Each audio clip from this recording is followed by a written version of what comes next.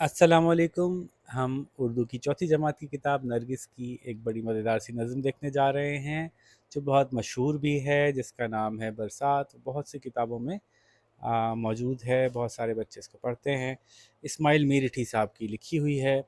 तो पहले मैं पढ़ के सुनाता हूँ, मुश्किल अल्फाज आप लोग साथ साथ निकाल लीजिएगा और जब मैं उसके मायने बताऊँ तो अपने पास नोट कर लीजिएगा, और जैसे मैं पढ़ूँ वैसे पढ़ के दिखाना है, रिदम के साथ बगैर अटके। तो वो देखो उठी काली काली घटा, है चारों तरफ छाने वाली घटा। घटा के जो आने की आहट हुई, हवा में भी एक सनसनाहट हुई। घटा आन कर मींह जो बरसा गई, तो बेजान मिट्टी में जान आ गई। जमी सब्जे से लहलहाने लगी, किसानों की मेहनत ठिकाने लगी। जड़ी बूटियां पेड़ आए निकल, अजब बेल पत्ते अजब फूल फल। हर एक पेड़ का एक नया ढंग है, हर एक फूल का एक नया रंग है। ये 2 दिन में क्या माजरा हो गया, कि जंगल का जंगल हरा हो गया। जहां कल था मैदान चटियल पड़ा, वहां आज है घास का बन पड़ा।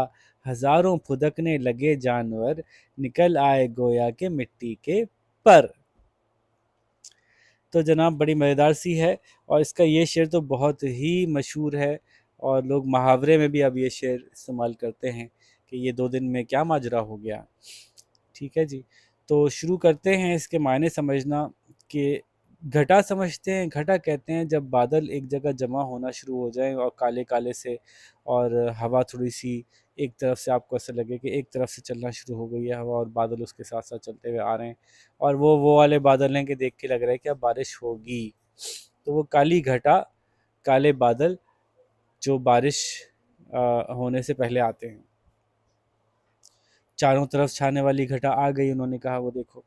अब घटा के जो आने की आहट हुई, आहट कैसे होती है? घटा के आने की आहट कहते हैं किसी चीज़ के आने की आवाज़। कोई चलता हुआ आए तो उसके चलने की आहट होती है। तो आवाज़ होती है जो किसी के आने की खबर देती है। तो घटा के आने की जो आहट हुई वो कैसे होती है? वो ऐसे होती है कि सबसे पहले जब घटा आती है, थोड़ी देर के लिए हवा बंद होती है, उसके बाद एक बड़ी तेज़ सी हवा चलती है, उसके बाद से बारिश शुरू हो जाती है। तो तेज़ सी जब हवा चलती है तो कभी दरवाज़ा धड़ से बंद होता है, कभी खिड़की बंद होती है। तो उससे अंदाज़ा होता है कि कोई घटा आई हुई है, जो हवा इतनी तेज़ अचानक चलना शुरू हुई। तो हवा में भी एक सनसनाहट हुई। सनसनाहट उस आवाज़ को कहते हैं जो हवा तेज़ चलती है तो उससे स्स करके जो आवाज़ आती है, तो उस सनसनाहट हवा में आने वाली उस आवाज़ को कहते हैं, जो हवा में या तो हवा तेज़ चले तो आती है, या कोई चीज़ हवा में बहुत तेज़ी से चले।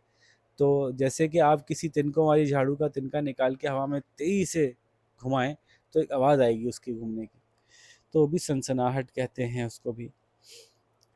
तो हवा के तेज चलने की आवाज़ अगर सनसनाहट करें, तो जब घटा आई तो घटा के आने की, यानी बादलों के आने की एक आवाज़ सी महसूस भी हुई। और जब घटा आन का मतलब आकर, घटा आन कर यानी घटा आकर। घटा आन कर मींह जो बरसा गई, मींह कहते हैं बारिश को। तो घटा आकर जो बारिश बरसा गई, तो बेजान मिट्टी में जान आ गई। बेजान मिट्टी में जान कैसे आ गई?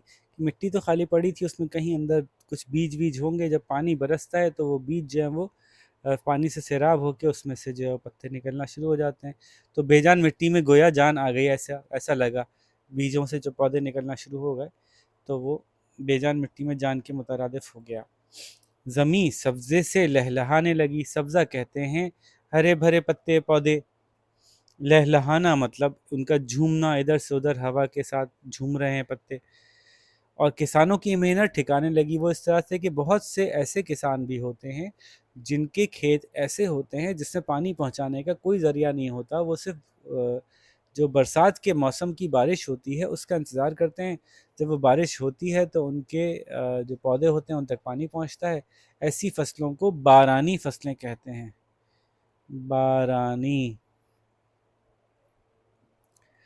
तो अ, ऐसे किसान जो कि बारिश का इंतज़ार करते हैं, जब बारिश होती है तो उनके बीजों तक पानी पहुँचता है और उनकी फसल खड़ी हो जाती है, बाहर निकल आती है। तो इसको कहते हैं मेहनत ठिकाने लगना, यानी मेहनत मुकम्मल हो जाना, मेहनत का फल हासिल हो जाना। जड़ी बूटियाँ और पेड़ आए निकल। ज़ाहिर है एक बारिश में पूरा पेड़ तो नहीं निकलेगा, तो सिर्फ मिसाल के तौर पे कह रहे हैं। और जड़ी बूटियाँ कहते हैं छोटे छोटे बहुत से पौधों को। तो जड़ी बूटियाँ छोटे छोटे पौधे जो हैं वो निकल के आ गए और पेड़ भी बड़े हो गए। और अजीब अजीब सी बेल बेल होती है वो पौधा जिसमें कोई तना नहीं होता, जैसे ये होता है ना, ये दरख्त होता है, झाड़ियाँ होती हैं, लेकिन बेल जो होती है वो ऐसी होती है कि एक पतली सी शाख होती है, उस पे बहुत सारे पौधे होते हैं, आमतौर पे किसी चीज़ के सहारे से ऊपर चढ़ती है, लोग दीवारों पे लगाते हैं खूबसूरती के लिए। ठीक है जी, तो अजब बेल पत्ते, अजब फूल फल। तो अजब मतलब अजीब से, बिल्कुल मुख्तलिफ दिखने वाले, जो आम दिनों में नज़र नहीं आते, लेकिन बरसात के बाद ये चीज़ें खूब खुल के सामने आती हैं। तो तरह तरह की बेलें, उसके तरह तरह के पत्ते, तरह तरह के फूल, तरह तरह के फल हमें बरसात में देखने को मिलते हैं। और हर एक पेड़ का एक नया ढंग है, ढंग मतलब तरीका, देखने में, देखने का अंदाज, दिखने का अंदाज, तरीका अंदाज या दिखने का अंदाज। और हर एक फूल का एक नया रंग है, जैसे मैंने बताया कि इतनी तरह के फूल खिलते हैं मुख्तलिफ रंगों के। और ये 2 दिन में क्या माजरा हो गया, माजरा मतलब होता है क्या काम हो गया, आप यूँ समझ लीजिए। क्या ऐसा काम हो गया 2 दिन में, किसी ने ऐसा क्या कर दिया कि पूरा जंगल का जंगल जो है वो हरा हो गया। पहले तो वो पीला और ऐसे ही डस्टी सा पड़ा था, और अब बारिश हुई तो हर चीज़ ग्रीन हो गई।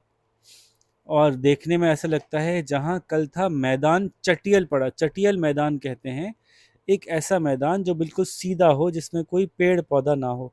तो जब इसके मायने लिखिएगा तो मिला के लिखिएगा, चटियल मैदान।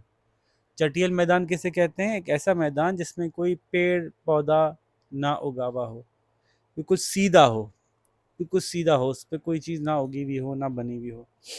तो जहाँ कल एक चटियल मैदान था जिसमें कोई पौधा कोई दरख्त नहीं था, वहाँ आज घास का बन है पूरा। समझिए कि घास का पूरा एक जंगल सा उग गया है एक बारिश के बाद ही।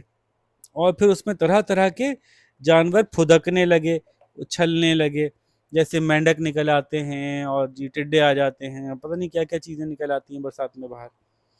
तो ऐसा लगने लगा जैसे गोया मतलब जैसे कि मिट्टी के पर निकल आए हों, मिट्टी में से, यानी ज़मीन में से चीज़ें अचानक से उठा उछल उछल के इधर उधर जाती हुई नज़र आ रही हैं। तो देखने में ऐसा लगता है जैसे कि मिट्टी के पर निकल आए हैं।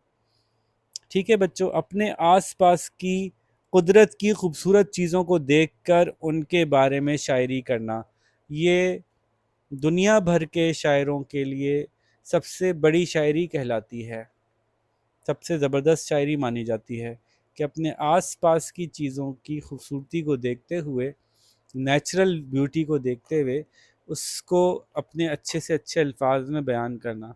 ठीक है, तो ये इस्माइल मीरठी साहब ने बहुत खूबसूरत अंदाज में बयान की है। दुनिया भर के बड़े बड़े अंग्रेज़ी के शायर भी इस तरह की शायरी करते रहते हैं। अच्छा जी, अल्फाज मायने तो हमने कर लिए।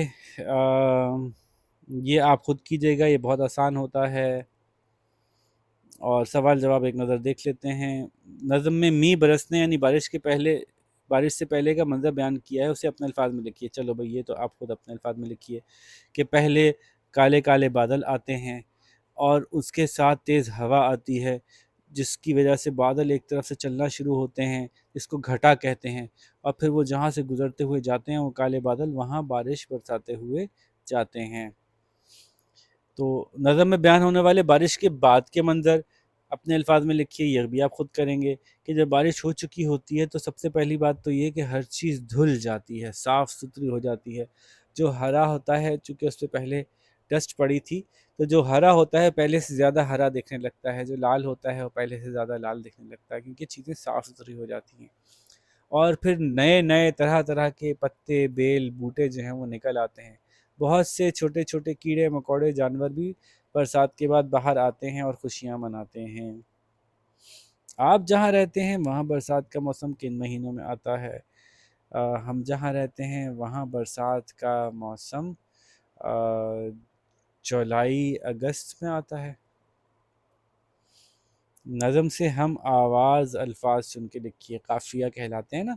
आहट, ये देखिए, आहट से मिलता जुलता आवाज़ थी सनसनाहट। और उसके बाद है लहलहाने, हवा की वजह से लहलहाना था ना, लहलहाने से ठिकाने, मिलती जुलती आवाज़। और फिर ढंग, वो तो मुझे याद है, रंग।